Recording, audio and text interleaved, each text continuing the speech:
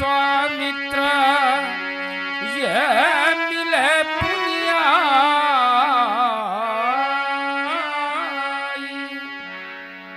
मैं देख रहा हूं हमारे बड़े ही अति प्रिय भार्गव परशुराम मिथिला में आए हुए हैं, लेकिन अभी तक वो हमसे मिले नहीं। भाई हम उनके बाबा हैं और वो हमारे नाती हैं। हमारी संस्कृति ये कहती है कि छोटे चलकर बड़ों से मिले, लेकिन वो नहीं मिले, अति प्रिय होते हुए भी नहीं मिले। तो मैंने फिर इस पर चिंतन किया, तो चिंतन में ये आया कि जब कोई व्यक्ति किसी लक्ष्य को लेकर कहीं जाता है तो उसका ध्यान अपने उस लक्ष्य की ओर होता है। क्या बात? हो सकता है भार्गव परशुराम का भी कोई लक्ष्य हो, कोई उद्देश्य हो जिसको लेकर वो यहाँ आए हो, इसलिए हमसे वो नहीं मिले। तो अगर वो हमसे नहीं मिले व्यास जी, तो क्या हम भी उनसे न मिले? नहीं नहीं, बिल्कुल मिले भाई। अगर छोटे बड़ों से नहीं मिल पा रहे तो क्या बड़ों का कर्तव्य नहीं कि चलकर छोटों से मिले? बिल्कुल कर्तव्य मिलना चाहिए। अगर ऐसी भावना बड़ों के मन में नहीं होगी तो छोटे कभी भी बड़ों से नहीं मिलेंगे। इसलिए चले अपने अति प्रिय भार्गव परशुराम जी से मिले। विश्वामित्र यह मिले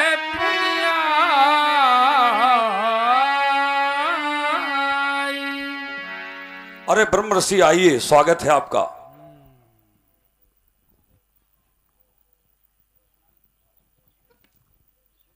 आज बहुत समय के अंतराल में आपसे मिलन हो रहा। मैं कह नहीं सकता कि आज आपसे मिलकर के हमें कितना आनंद प्राप्त हो रहा है। और आदरणीय व्यास जी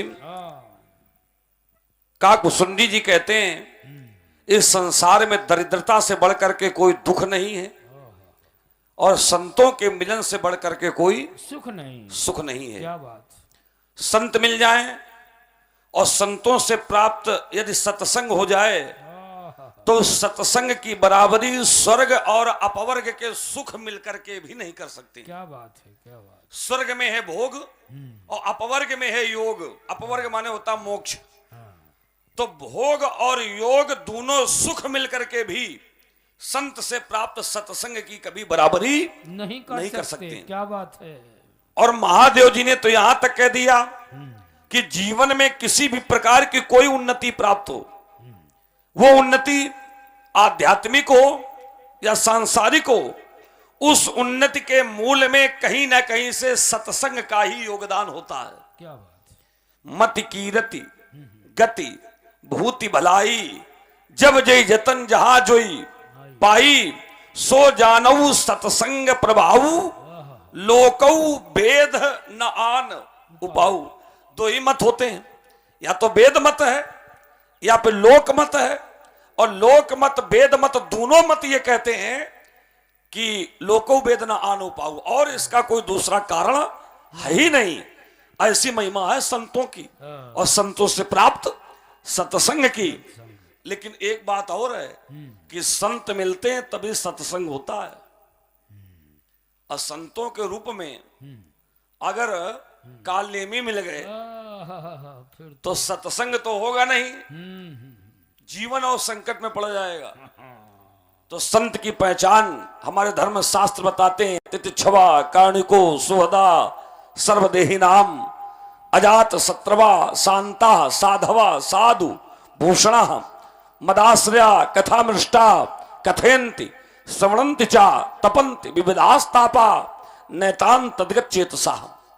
जो एकांत प्रेमी हो, भगवान की कथा कहे, भगवान की कथा सुने, भगवान के नाम का जाप करे, दूसरे के कष्ट को देख करके कष्टित हो जाए, सदैव दूसरे का हित चिंतन करे, शांति प्रिय हो, कलह से अपने जीवन को पृथक रखे, ऐसी प्रवृत्तियां, ऐसे लक्षण जिस व्यक्ति में दिखाई पड़ जाए तो भले उसके कपड़े लाल पीले ना हो, मस्तक पर चंदन ना हो, हाथ में कमंडल ना हो, लेकिन ऐसे लक्षण अगर किसी व्यक्ति के दिखाई पड़ जाए तो वास्तव में संत कहलाने का अधिकारी वही है। क्या बात?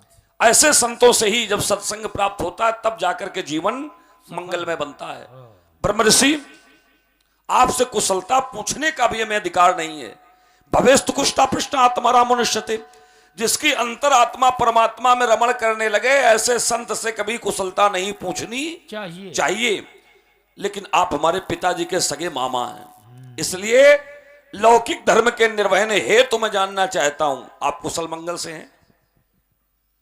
निश्चित ही जब बड़े मिले, बुजुर्ग मिले, हमारे जैसे लोग परशुराम जी को मिले, तो परशुराम को पूछना चाहिए कुशलता।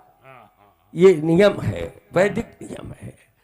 आपने कहा कि सत्संग संतों का अगर मिले तो निश्चित ही कल्याण है, लेकिन संतों का दर्शन मिलता बड़ा मुश्किल में है।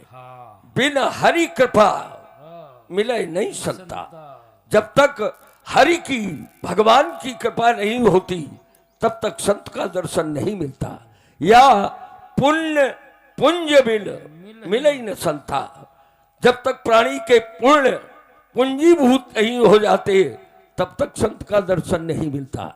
अब ये दो बातें हैं व्यास जी, पुण्य पुंज बिन मिले न संता या बिन हरि कृपा मिले नहीं संता। तो ये इसमें अंतर है, थोड़ा अंतर ये है, जब हरि कृपा हो जाती है तो संत चल कर दर्शन देते हैं। क्या बात है। और जब पुण्य पुंजीभूत हो जाते हैं तो संत का दर्शन चल कर किया जाता है। बहुत सुंदर। आज मेरा मन बड़ा हर्षित हो रहा है आपको पाकर, अपने सानिध्य में, अपने सन्निकट। कारण आप जैसा व्यक्तित्व हमारे संबंधी के रूप में हो तो मन निश्चित ही उत्साह से भर जाता है। धन्य। क्यों कि आपने पिता के वचनों का पालन करने के लिए जो क्रिया की वो इतिहास में अंकित हो गई। बड़े बड़े महात्मा संत ये कहते हैं कि परशुराम पितु आज्ञा राखी, मारी मातु लोक सब साखी, अनुचित उचित विचार तज, जय पालई पितु बहन ते भाजन सुख सुयस के, बसई अमर पतियन। ये हमारे अयोध्या के कुलगुरु वशिष्ठ जी कहते हैं।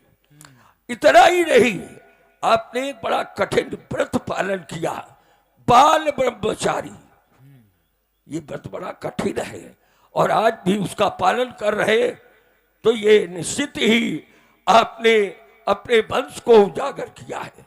एक और विशेष बात आपकी है जिसे पाकर आपका वंश धन्य हो गया। आप अवतार कोटि के हैं और किसी के परिवार में यदि ईश्वर का अवतार हो जाए तब तो निश्चित ही वो परिवार ही धन्य हो जाए। क्या बात है, क्या बात। प्रिय राम, सौमित्र लक्ष्मण, ये महातपस्वी तेजस्वी भार्गव कुलभूषण बाल ब्रह्मचारी भार्गव परशुराम जी ही ने प्राप्त पद सराज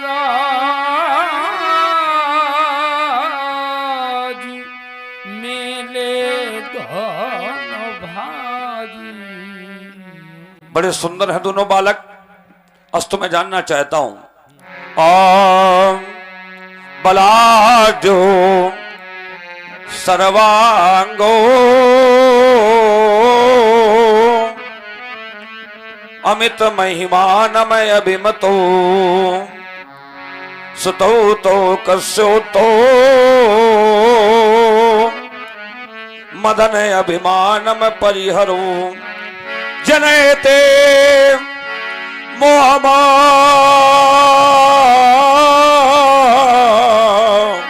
में असित दुतिनायो च पृथुका ददर्शम नाहवे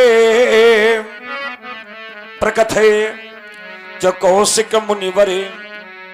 इन्हें देख मम मानस में मुनिवर सुख का संचार हुआ, बालक स्वरूप में लगता है ये क्रांति और ये शांति अवतार हुआ।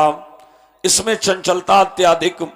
देखो कितना ये सौम्य मौन, संग में है ये है युग कौन।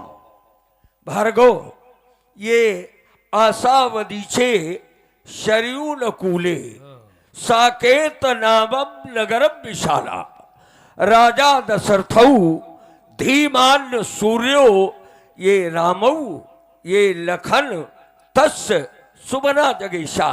आपने कहा चंचल, ये चंचल चखन जाको, लखन अस नामता को ये रूप शील बलधाम या को राम नाम है।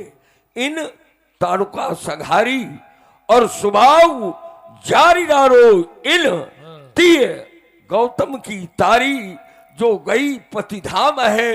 ये प्रेमी दो भैया मद मदन मिटैया, ये दो दशरथ के छैया हैं।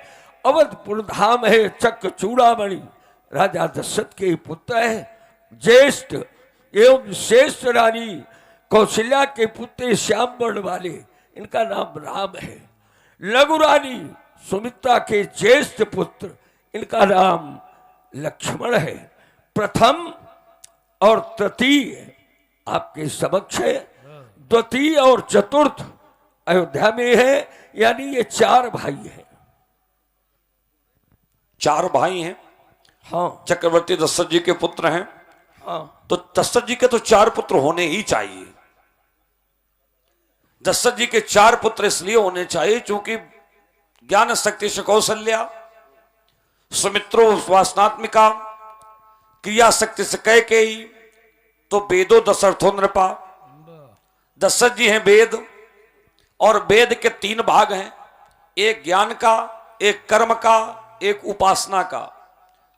तो ज्ञान के रूप में निश्चित की गई कौशल्या जी, कर्म के रूप में निश्चित की गई कैकेयी जी, और उपासना के रूप में निश्चित की गई सुमित्रा जी। तो ये तीन रानियां दशरथ जी की ज्ञान कर्म और उपासना की जो प्रतीक हैं, तो इनके पति, इनके स्वामी चक्रवर्ती जी हैं। तो चक्रवर्ती जी हैं वेद, और वेद के तत्व होते हैं चार। वेद के तत्व होते हैं चार। इसलिए दशरथ जी के ना 3 पुत्र होंगे ना 5 पुत्र होंगे। दशरथ जी के पुत्र होने थे तो 4 ही होने थे। क्या बात है। और इसीलिए वशिष्ठ जी ने कहा था धरो धीर हुई हैं सुत चारी। एक पुत्र की याचना के लिए गए थे, एक पुत्र मिल जाए इनके पिताजी, लेकिन उन्होंने कहा एक नहीं तुम्हें 4 पुत्र मिलेंगे। क्यों कहा? क्योंकि जानते थे कि दशरथ वेद ये वेद के प्रतीक हैं, और यदि इनके पुत्र होंगे तो न 3 और न 5, इनके पुत्र ही 4 होंगे। तो पहले उन्होंने कह दिया धरो धीर हुई है सुत चारी। और अग्निदेव भी जब प्रसाद लेकर के आए तो उन्होंने भी कहा जो वशिष्ठ कछु हृदय विचारा तो सकल काज भा सिद्धि तुम्हारा। अग्निदेव ने भी वशिष्ठ जी की वाणी को प्रमाणित कर दिया। तो 4 पुत्र तो होने ही थे। अच्छा, ये प्रथम है और ये तृतीय है, द्वितीय और चतुर्थ ये अयोध्या में। तो इनका नामकरण जब वशिष्ठ जी ने किया है, हाँ, तो किस क्रम से किया है? वहां कुछ क्रम बदला है वशिष्ठ ने। अच्छा, लक्ष्मण को सबसे अंत में कर दिया है, राम का प्रथम, भरत का द्वितीय, और तृतीय में शत्रुघ्न को कर दिया, और चतुर्थ में लक्ष्मण को कर दिया। ऐसा वशिष्ठ जी ने क्यों किया? अब हमारी जहां तक दृष्टि है, जहां तक हमारा विचार है, वहां तक एक ही बात हमारी सूझ में आती है। जब वशिष्ठ जी ने कहा लक्षण धाम सो राम प्रिय और सकल जगत आधार, तो आधार तो नीचे रखा ही जाएगा। इसीलिए लक्ष्मण को अंत में कर दिया और शत्रुघ्न को पहले कर दिया। व्यास जी संसार को निमित्त बना करके वशिष्ठ जी ने नामकरण नहीं किया है ना। वशिष्ठ जी ने जब नामकरण किया है तो नामकरण क्या सोच करके किया? धरे नाम गुरु हृदय विचारी और वेद तत्व तव नृप सुत चारी चारी, माने संसार से हटकर वैदिक परंपरा का आश्रय लेकर के उन्होंने नामकरण किया है। तो संसार का आधार नीचे होता है, लेकिन वैदिक परंपरा में यह मान्यता नहीं होती है। वैदिक परंपरा तो अलग है। तो वैदिक परंपरा के अनुसार यदि लक्ष्मण का नाम उन्होंने बाद में नामकरण किया, तो फिर इसका मूल रहस्य क्या है? भाई एक मत मैंने अपना दिया है, अब एक मत आप दे दीजिए तो स्पष्ट हो जाए। चलो कोई बात नहीं, ये सबसे अच्छा उपाय है। मैं बताता हूं। वैसे आप क्या बताएंगे? आप हमारे बाबा हैं, पिताजी के मामा हैं। आपने संसार का धरातल नीचे होता है ये बताया, लेकिन वशिष्ठ जी ने वैदिक परंपरा को निमित्त बना करके नामकरण किया है। तो वेद का जो मूल तत्व है वो है प्रणव, वो है ओम। कोई भी वेद मंत्र पढ़ा जाए, अगर ओम न लगाया जाए तो उसको पूर्ण कभी माना ही नहीं जाता है। और ओम में भी 4 तत्व निहित हैं, एक आकार, एक उकार, एक मकार और एक बिंदु, ये 4। तो जब नामकरण किया है तो सबसे पहले राम का किया। किसका किया? राम का। तो राम में सबसे पहले बिंदु ऊपर, जो आनंद सिंधु सुखराशि सीकर ते त्रैलोक सुपासी, माने बिंदु को निमित्त बना करके उन्होंने नामकरण किया। फिर नामकरण करने के लिए उन्होंने भरत जी पर ध्यान दिया। तो भरत जी हैं मकार। मकार तो बिंदु के बाद मकार से शुरू हुआ, तो मकार, अब मकार के बाद आता है उल्टे क्रम में उकार, क्योंकि आकार आता बाद में। ओम में आकार पहले और मकार बाद में, बिंदु तो ऊपर है। तो पहले बिंदु का नामकरण किया और फिर जब भरत जी की ओर गए तो मकार मिला। अब मकार से जब लौटे तो उकार मिल गया, आकार मिला बाद में, आकार मिला बाद में। तो मकार रूपी भरत जी का नामकरण हुआ और फिर उकार रूप शत्रुघ्न का नामकरण किया और फिर अंत में मिला आकार। क्या बात है, क्या बात। तो इस क्रम से नामकरण होने के कारण ये आकार अक्षर बाद में मिला है, इसलिए लक्ष्मण का नामकरण सबसे बाद में किया गया। आपकी बुद्धि की मैं प्रशंसा करता हूँ। क्या बात। अच्छी बात को स्वीकार कर लेना चाहिए। अति उत्तम। और आप इन बालकों को आशीर्वाद दिलाने के उद्देश्य से हमारे पास आए हैं, अवश्य। तो आपकी इच्छा की भी हमें उपेक्षा नहीं करनी चाहिए। आप अपेक्षा लेकर के आए हैं, इसलिए इन बालकों को हम आशीर्वाद देते हैं। ओम बढ़ावे धन बल यश,